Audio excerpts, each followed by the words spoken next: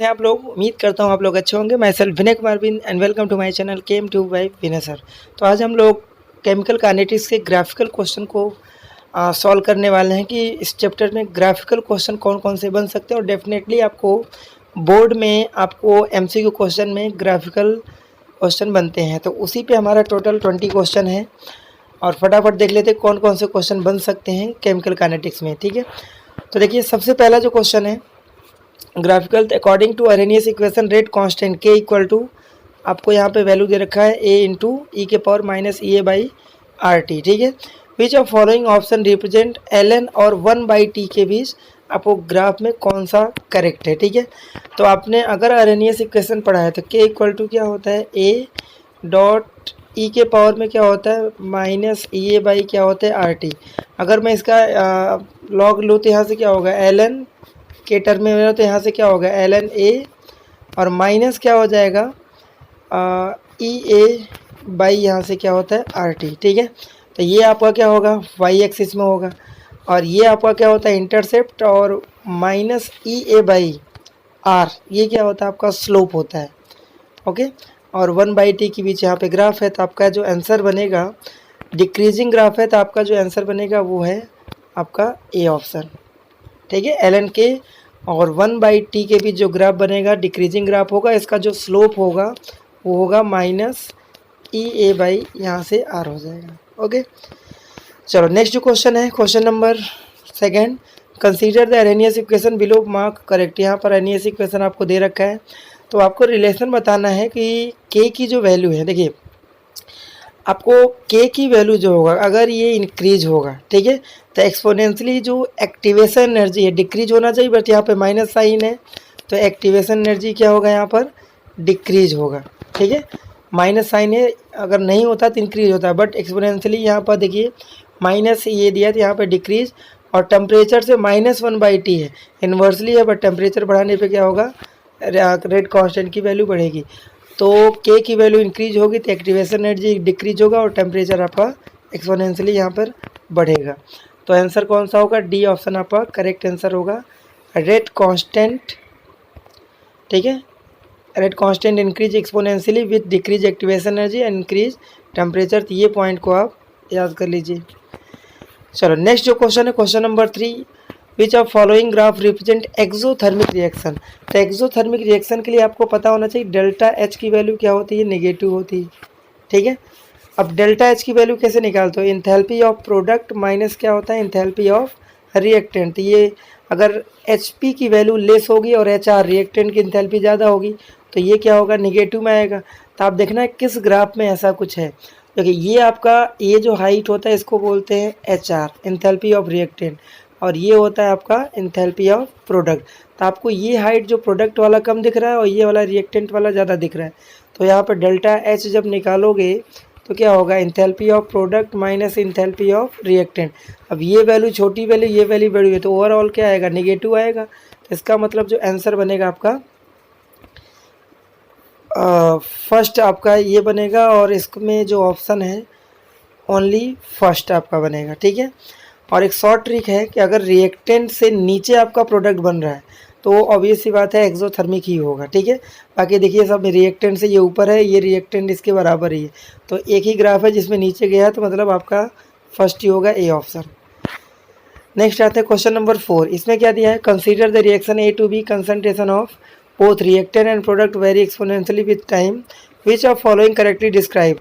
तो आपको पता है एक्सपोनेंशियली में अगर ये वाला ग्राफ तो होगा नहीं, यहाँ देखो कंसंट्रेशन टाइम के भी जैसे जैसे रिएक्टेंट घटता है वैसे वैसे प्रोडक्ट बढ़ता है। तो आपका जो आंसर बनेगा यहाँ से फर्स्ट बी ऑप्शन आपका आंसर होगा।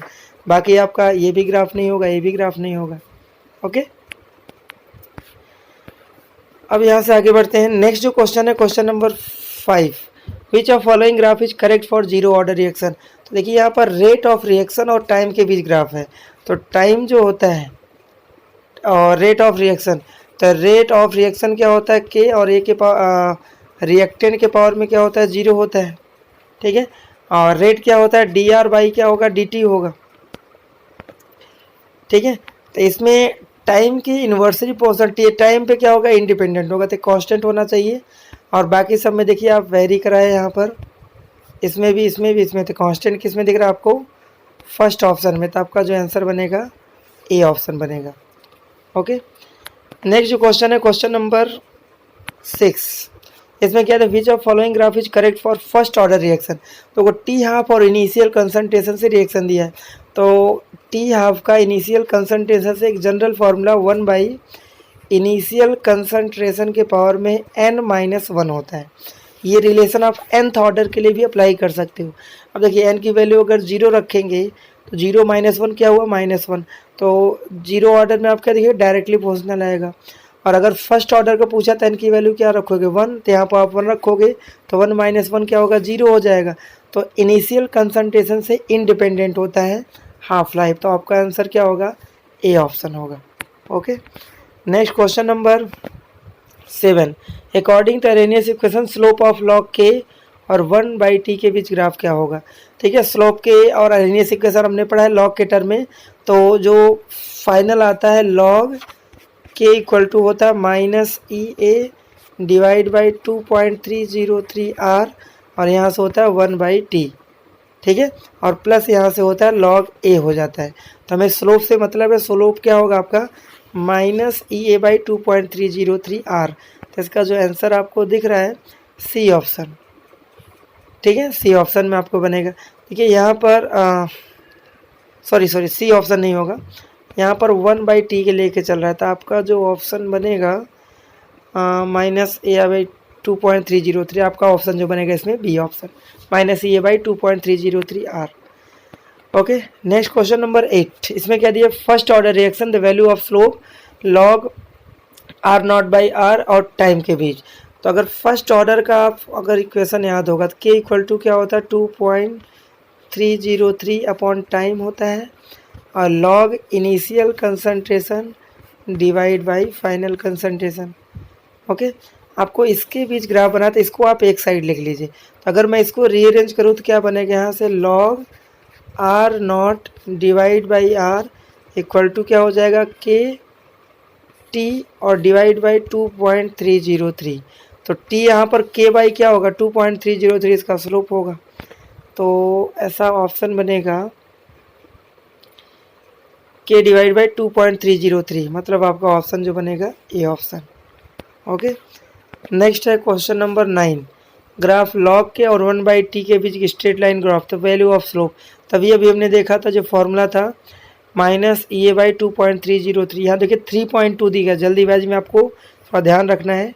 लॉग होगा तो 2.303 आएगा, ये आप दिमाग में रखिएगा। ठीक है, तो इसका जो डी ऑप्शन होगा -EA/2.303। नेक्स्ट क्वेश्चन है question number 10। What is the value of slope of concentration R versus time for zero order reaction. तो जीरो ऑर्डर रिएक्शन का आप अगर फॉर्मूला देखो, के इक्वल टू क्या था? R0 - R और डिवाइड बाई क्या था? टाइम था। इसको अगर मैं रीअरेंज करूँ फर्स्ट ऑर्डर का तो क्या होगा? R इक्वल टू -KT और प्लस यहाँ से क्या होता है? R0। तो ये माइनस जो के होगा स्लोप, ये आपका एक्स एक्सिस में इंटरसेप्ट और ये आपका वाई एक्सिस। तो माइनस के क्या होगा? इसका स्लोप होगा जीरो ऑर्डर का। तो आपका सी ऑप्शन बनेगा। नेक्स्ट है question number 11। If energy of activation E की वैल्यू आपको क्वेश्चन में दे रखा है कितना? 2.303 जूल में दिया है। द वैल्यू ऑफ स्लोप आपको फाइंड करना है। तो आपको अरेनियस इक्वेशन पता होगा, नहीं पता तो चलिए देखते हैं। इसका क्या होता है? लॉग के इक्वल टू होता है माइनस, ठीक है, EA डिवाइड बाई 2.303 R। तो 13 क्वेश्चन में हम बात करें तो यहाँ पे क्या बोला है?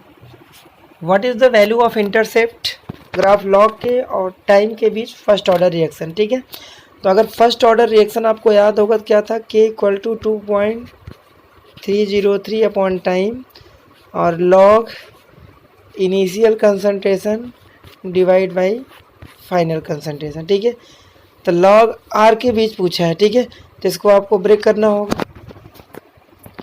ठीक है, तो लॉग यहाँ पर अगर हम बात करेंगे लॉग आर, तो यहाँ पर जो इंटरसेप्ट बनेगा आपको होगा तो ये लॉग R0 होगा। ठीक है, तो इसका जो आंसर बनेगा आपका डी ऑप्शन बनेगा। ये हमने डिराइव किया था इससे पहले, जो आपको अगर फर्स्ट ऑर्डर किए होगे तो लॉग आर है इसका, लॉग आर यहाँ पर है और टाइम की भी, तो ऑब्वियसली बात है लॉग आर नॉट ही होगा इसका इंटरसेप्ट। नेक्स्ट जो क्वेश्चन 14 है, for the value of slope plot L N के और 1/t, ये कई बार रिपीट हुआ है, तो माइनस ये बाई इसका आर इसका स्लोप होगा। और 15 क्वेश्चन फिर से, what is the value of slope of log के 1/t, तो माइनस ये बाई 2.303 होता है। ठीक है, ये क्वेश्चन रिपीट हो रहे हैं तो आपके दिमाग में भी याद होने चाहिए कि अगर लॉग आर है तो 1/2, तो आपको सोचना ही पड़े, आपको डायरेक्ट आंसर ही याद होना चाहिए कि ये ऑप्शन होगा। Okay, question number 16, which of following graph L N के 1/t, तो एल एन के और 1/t के बीच ग्राफ है, तो एल एन के 1/t के बीच जो ग्राफ है, ये शायद क्वेश्चन आया था, तो आपका जो ए ऑप्शन होगा ये करेक्ट ऑप्शन होगा, minus E A by R इसका नेगेटिव स्लोप होगा। ठीक है, नेक्स्ट जो क्वेश्चन है question number 17, which of following graph is correct for first order reaction, तो कंसंट्रेशन आर और टाइम के बीच ग्राफ है, तो सबसे पहले तो ये ऑप्शन तो होगा ही। ठीक है, और दूसरा अगर हमने इसको रीअरेंज किया तो आपका ये ऑप्शन भी करेक्ट है, तो दोनों आंसर सही है, ए एंड डी दोनों ऑप्शन होंगे।